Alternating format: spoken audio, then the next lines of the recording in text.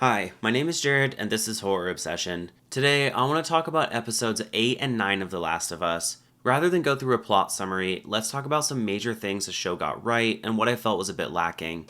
First, the zombies absolutely disappeared in this show. Ever since the huge zombie attack in episode 5, which was great, they have been a non factor. I understand that zombie shows are really about the characters, in the same way a slasher movie is really about the characters.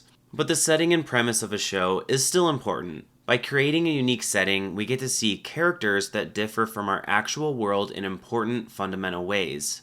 Watching characters navigate a world that has been overrun with fungus zombies is interesting specifically because it is different than watching regular people living their comfortable suburban lives. The Last of Us wants us to accept that these characters and the societies they live in have been shaped forever by the presence of fungus zombies. After all, they never even rebuilt their cities, presumably because the zombies would destroy them. We don't necessarily need half the show dedicated to our main characters killing zombies, but it would be nice to get a reminder every so often of why these characters are living in a post-apocalyptic world in the first place. The discordance between zombies being enough of a threat to destroy all of the world's militaries and obliterate society, but then also disappear for large sections of the story, felt a little disappointing to me. The showrunner, Craig Mazin, has already acknowledged that this is a problem and promised to fix it for season 2, but that doesn't help fix the pretty dull conclusion to season 1. Next, now that the season has concluded, it feels like a lot of the objectives and motivations of the characters were dead ends. Joel wants to get a car battery so he can start a truck and go find his brother, but instead of his accomplishing this goal being some major deal,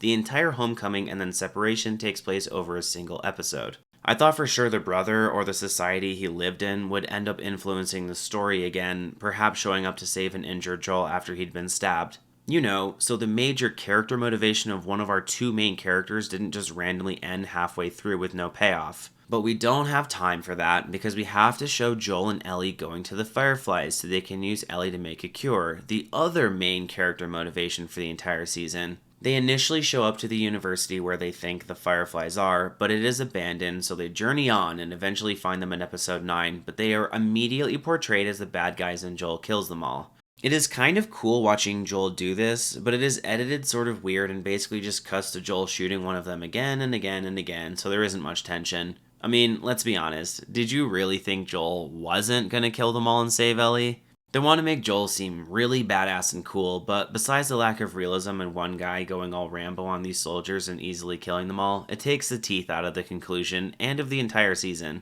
and once again introduces and resolves a main character's entire motivation in a single episode. I wish there was more philosophical conflict, like if they showed the Fireflies doing a bunch of tests on Ellie and failing. The scientists jumping to the idea of killing Ellie before doing anything else also really ruffles my scientific feathers. Like, wouldn't you start by centrifuging her blood and trying to isolate the antibodies to make a serum? If the brain surgery thing fails, Ellie is dead, and you can't go back and retroactively do the less invasive stuff.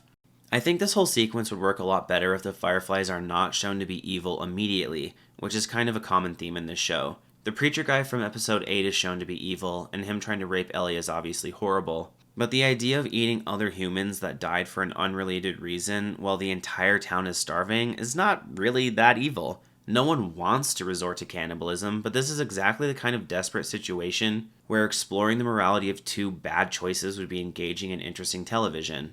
What I mean by this is yes, eating people is bad, but as far as we know, they weren't killing people specifically to eat them. That one girl's dad was killed by Joel. Is it less evil to let the entire town of women and children starve to death? It's like, okay, so Ellie, you're in charge. You just bury the bodies of the dead, and then when more people starve to death, you bury them too? How are you going to feed these like 30 or 40 people?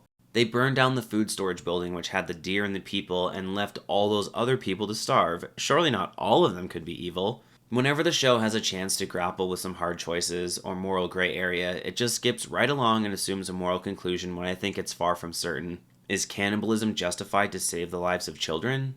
Is killing Ellie to save the entire planet justified? There is one scene of dialogue about this, but the showrunners don't make an honest effort to make it seem like a reasonable choice. If Ellie and the Fireflies had been working together towards a cure for, say, 3 months, and everything had failed, and they had one last option that they think could work based on experiments they had already done, then it's more interesting. Every decision is based on a risk-benefit analysis, and there was such nebulous and unclear benefit from the brain surgery that the decision never really felt real. Establishing more clear stakes would have gone a long way, I think.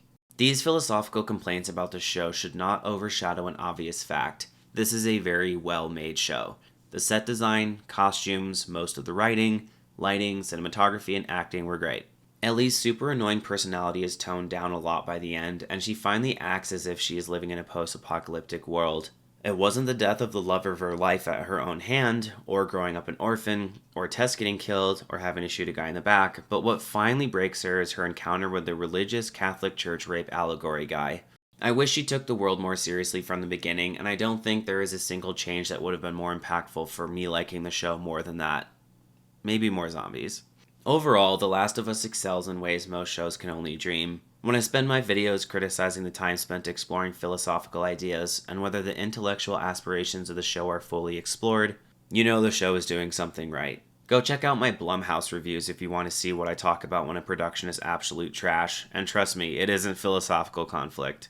Getting so many things right allows internet critics like myself to focus on higher level issues, and I don't want to minimize that. I've heard the story takes a major turn for the worse by the second game, so this might be as good as it gets for The Last of Us.